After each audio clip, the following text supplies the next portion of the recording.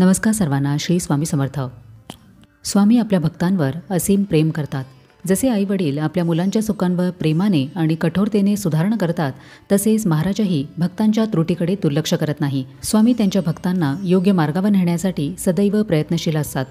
पण भक्त जर त्यांच्या शिकवणींना विसरून चुकीच्या मार्गावर जाऊ लागले, अहंकारी झाले, तर स्वामींना ते मान्य नसते. भक्तांमधील काही विशिष्ट स्वभावदोष स्वामींना अजिबात आवडत नाही. तर आजच्या व्हिडिओमध्ये आपण हेच बघणार आहोत की स्वामींना त्यांच्या भक्तांमध्ये कोणते गुण आवडत नाहीत. श्रद्धाहीनता आणि संशय. स्वामींना श्रद्धाहीन भक्त अजिबात आवडत नाहीत. अनेक भक्त आध्यात्मिक मार्गावर असतात, पण त्यांच्या मनामध्ये कायम संशय असतो.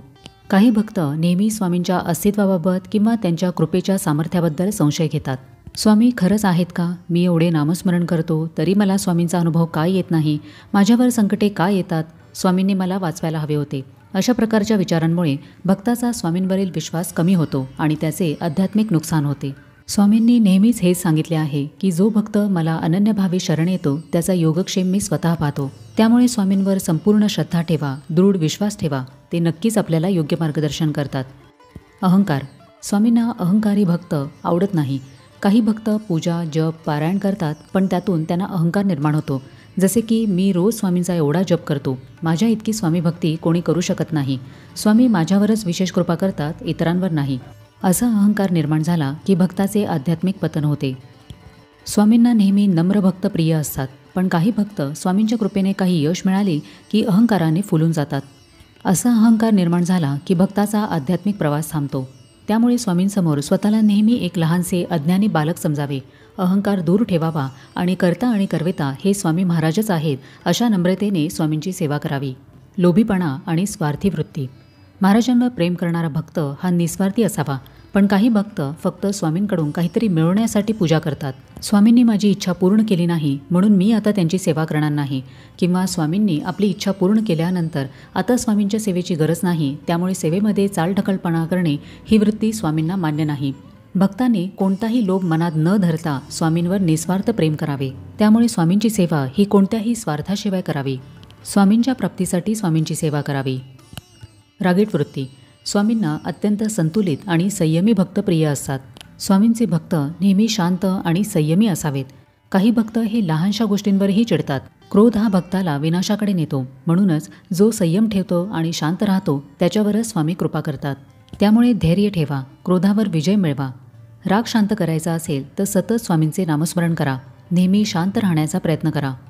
उतावळेपणा आणि संयमाचा अभाव. स्वामींच्या मार्गामध्ये संयम अत्यंत महत्त्वाचा आहे, पण काही भक्तांना लगेचच फळ हवे असते. मी इतके महिने जप केला पण काहीच बदल नाही. स्वामींनी अजूनही माझ्या प्रार्थनेला प्रतिसाद दिला नाही. महाराज हे योग्य वेळ आली की भक्ताची इच्छा पूर्ण करतात, पण जो धीर धरत नाही आणि ज्याला तात्काळ फळ हवे असते तो स्वामींची कृपा प्राप्त करू शकत नाही. त्यामुळे भक्तिमार्गामध्ये संयम ठेवावा. योग्य वेळ आल्यानंतर स्वामी आपल्याला योग्य ती गोष्ट नक्कीच देतात. ढोंगीपणा आणि दिखावा करणे. स्वामींना निष्ठावान आणि खरी भक्ती करणारे भक्त प्रिय असतात, दांभिक नाही. स्वामींना अशा भक्तांची चीड येते जे फक्त बाहेरून भक्ती करतात पण आतून स्वार्थी किंवा अहंकारी असतात. मोठे मोठे दानधर्म करणे पण मनामध्ये खोटेपणा ठेवणे. दुसऱ्यांना शिकवणे पण स्वतः स्वामींच्या शिकवणींचे पालन न करणे. अशा ढोंगी लोकांवर स्वामी कधीही कृपा करत नाहीत. त्यामुळे फक्त समाजामध्ये प्रसिद्धी मिळवण्यासाठी स्वामींची खोटी भक्ती न करता प्रामाणिकपणे स्वामींच्या चरणी समर्पित व्हा. खोटे बोलणे आणि दुसऱ्यांची निंदा करणे. काही भक्त हे दुसऱ्यांची निंदा करतात, स्वार्थासाठी खोटे बोलतात, इतर भक्तांबद्दल वाईट बोलतात. अशा प्रकारे दुसऱ्यांची निंदा करणारे भक्त हे स्वामी कृपेपासून नेहमी वंचित राहतात. त्यामुळे नेहमी स्वतःचे आचरण चांगले ठेवा, सत्य बोला आणि इतर भक्तांचा सन्मान करा. भक्तीमध्ये स्थिरता नसणे. काही भक्त हे काही काळ भक्ती करतात आणि नंतर विसरून जातात. संकट आले की स्वामींची आठवण येते, पण संकट गेल्यावर विसरतात. काही दिवस भक्ती करतात मग कंटाळून सोडून देतात. स्वामींना भक्तिमार्गामध्ये सातत्य ठेवणारे भक्त प्रिय असतात. जो संकटातही आणि आनंदातही स्वामींना विसरत नाही त्याच्यावर स्वामी कृपा करतात. त्यामुळे नियमितपणे स्वामींची सेवा उपासना करणे आवश्यक आहे. आळशीपणा आणि निष्क्रियता. स्वामींनी नेहमी उपदेश केलेला आहे की शेत पिकून खा आणि मिळेल त्यात संतुष्ट राहा. म्हणजेच भक्ती आणि सेवा यांच्यासोबत त्यांनी भक्तांना सतत कर्म करण्याचा उपदेश केलेला आहे. स्वामी म्हणतात की सतत कर्म करत राहा, कारण निष्क्रियता अधोगतीकडे नेते. जो फक्त स्वामींचे नाव घेतो पण स्वतः प्रयत्न करत नाही त्याला यश कसे मिळणार? आळशी व्यक्ती संधी गमावतो. स्वामींना असा आळशी भक्त अजिबात आवडत नाही, कारण स्वामींनीच सांगितलेले आहे की आळशी माणसाचे तोंड पाहू नये. फक्त प्रार्थना करून काही मिळत नाही. निस्वार्थ सेवा, श्रम आणि प्रयत्न हाच स्वामींचा खरा उपदेश आहे. तर आजच्या व्हिडिओमध्ये आपण पाहिले की स्वामींना त्यांच्या भक्तांमध्ये कोणते गुण आवडत नाहीत. स्वामींना आपल्याकडून नवस नाही तर निस्सीम विश्वास हवा असतो. त्यांना आपले कष्ट पाहायचे असतात आणि फळ मागण्याऐवजी ते स्वामीचरणी अर्पण करण्याची वृत्ती हवी असते. स्वामींना आपण संकटातच नव्हे तर आनंदातही आठवावे असे वाटते. ते फक्त आपल्याकडून स्वच्छ मन, समर्पण आणि अहंकार शून्य प्रेमाची अपेक्षा ठेवतात.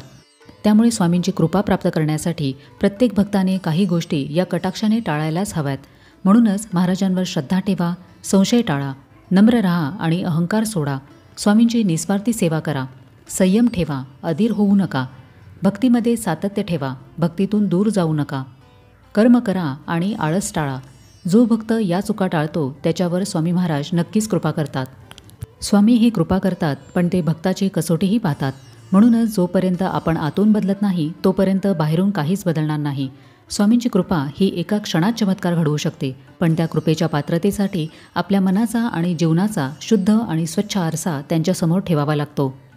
स्वामींची भक्ती करणाऱ्या प्रत्येक भक्ताला वाटते की त्याला स्वामींची कृपा मिळावी, पण कृपा ही काही मागून मिळत नाही, तर ती आपल्या विचारांवर आणि कृतीवर अवलंबून असते.